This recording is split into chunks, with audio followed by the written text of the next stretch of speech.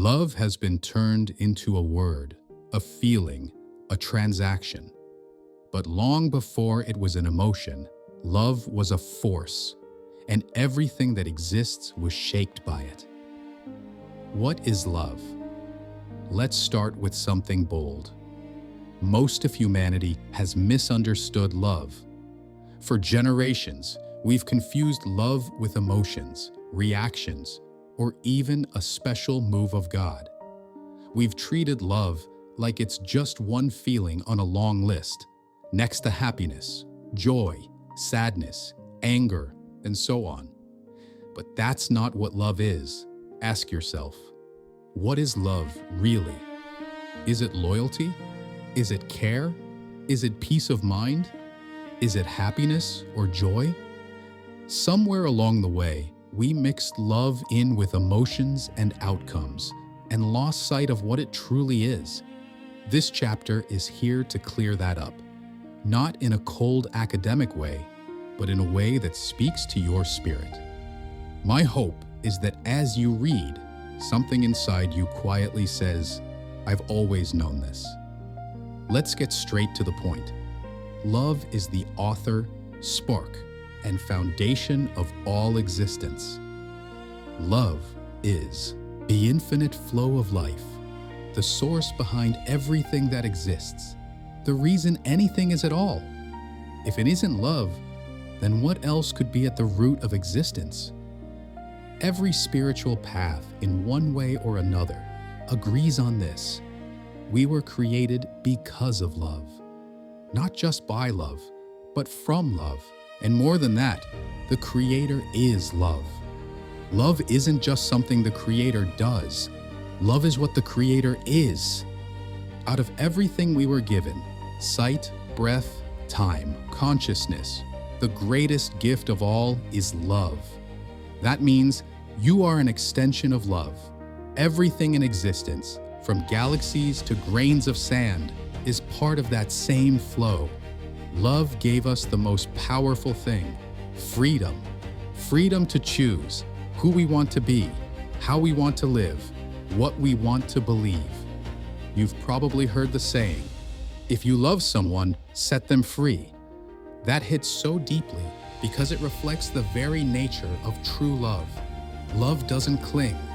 Love doesn't cage. Love gives freedom, even when that freedom allows us to get lost for a while. Here's where things get a little mind-stretching. Because we were born out of love, and love is the creator. That means we are creators too.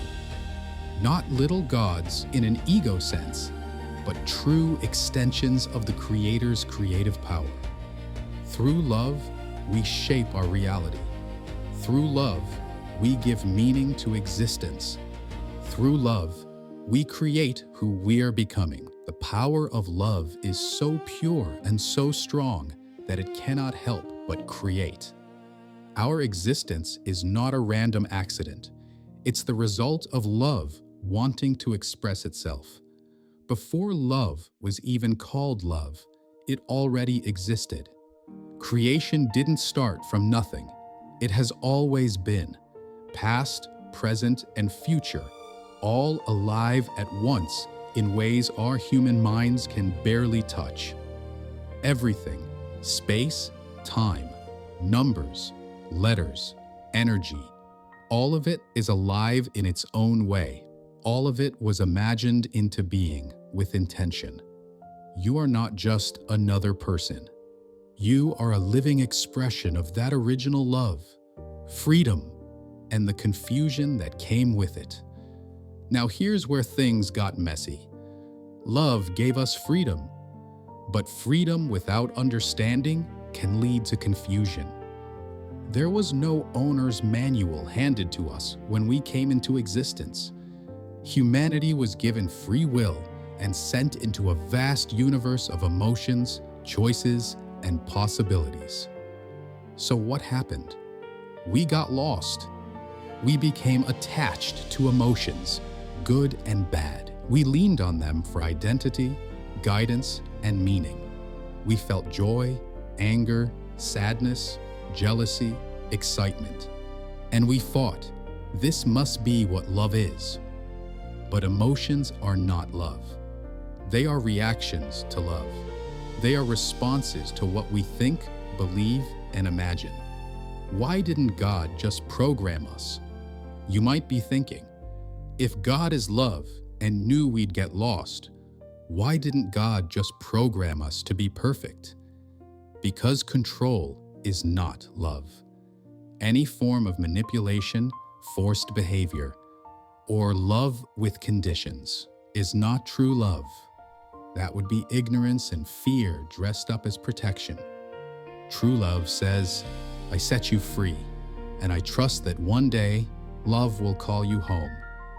Our Creator doesn't panic about us getting lost. Eternity has no deadline. Love is in no rush. Love already knows the ending. Love wins. One by one, every being will eventually find its way back. We often say, we are made in the image of God. I believe there's a deeper layer. The Creator didn't just create us like objects on an assembly line. We were imagined, envisioned, dreamed, loved into existence. And just like that, the Creator also imagined rocks, wind, rain, oceans, planets, dimensions we can't even perceive yet. Each of these isn't just a thing. Each has its own form of consciousness, its own purpose, its own way of experiencing existence. Your body, for example, wasn't just given to you. It was created, cell by cell, system by system. But your body is not the real you. Your body is the vessel. Your spirit is the driver. This might sound wild, but stay with me. Rocks, water, air, fire, atoms, emotions, all of these are living beings in their own way. They have their own intelligence, their own language, their own way of relating to the Creator. Our planet is alive, not just in a poetic sense, truly alive, evolving, processing, adapting. It's a creator too. We don't understand its language, but that doesn't make it less real. Just like we don't understand the full language of emotions, but they're still real. This is where our intuitive spirit comes in. Sometimes you feel something you can't explain logically.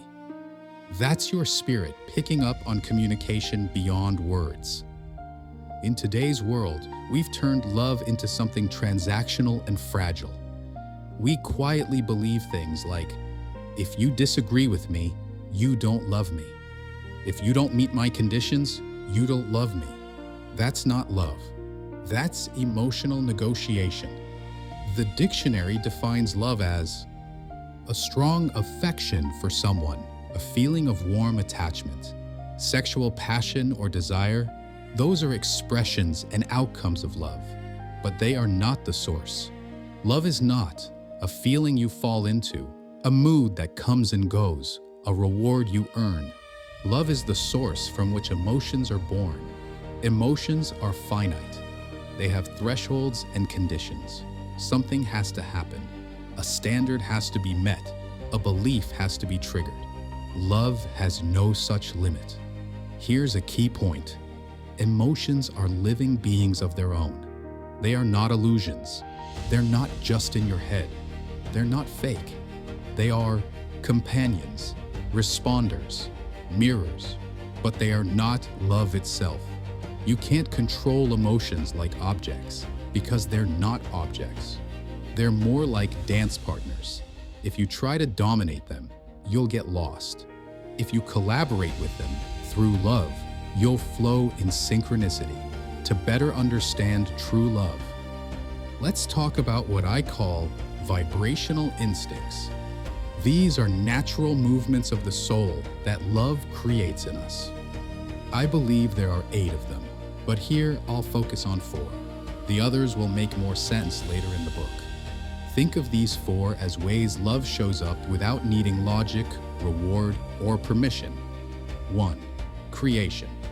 If you're a parent, you don't sit there and say, let me think. Do I love my child? You just do. It's instinctive.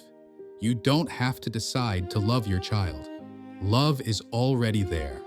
Emotions might come and go: joy, frustration, pride, disappointment. But underneath all of that is something constant: love that chose to create.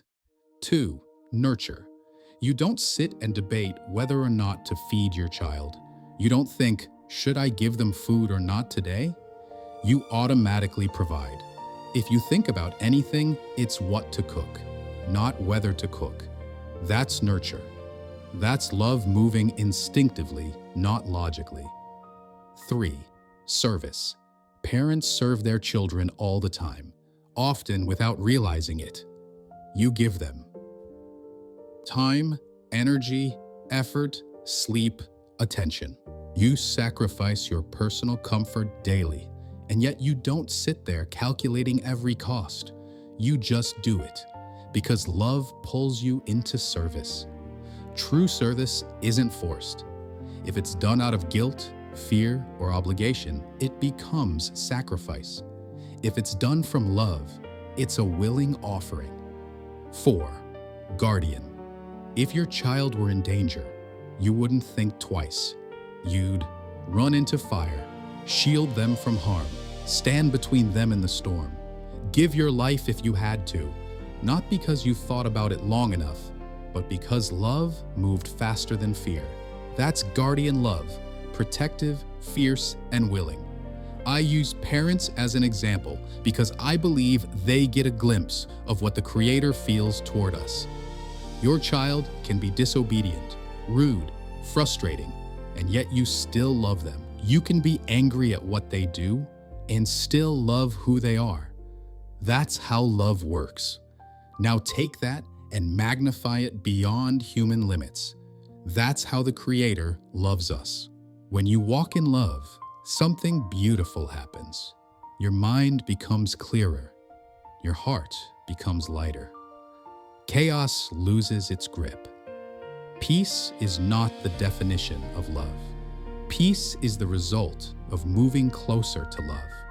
The closer you walk toward love, the farther you walk from confusion. In a nutshell, we will never fully understand love. It's too big for the human mind to contain. Love is not just intelligence or wisdom. Love is beyond our entire concept of understanding. We can only catch glimpses, metaphors, reflections. Enough to guide us, never enough to fully define it. Humanity got love mixed up with emotions. We mistook the fruits for the tree. Here's the truth I've discovered. Love is the creator of all. Love is a vibrational instinct expressed through creation, nurture, service, and guardian, and more. Love frees us from the bondage of ignorance that keeps us chained to our emotions. Love doesn't erase emotions, it sets them in order. Through love, we gain the freedom to choose our emotional state, the wisdom to respond, not just react, the clarity to collaborate with emotions instead of being ruled by them. And as love takes the lead, we don't just become nicer people. We become more intelligent, more rational, more grounded, more whole. Because at the end of the day, love is not something you feel. Love is something you are.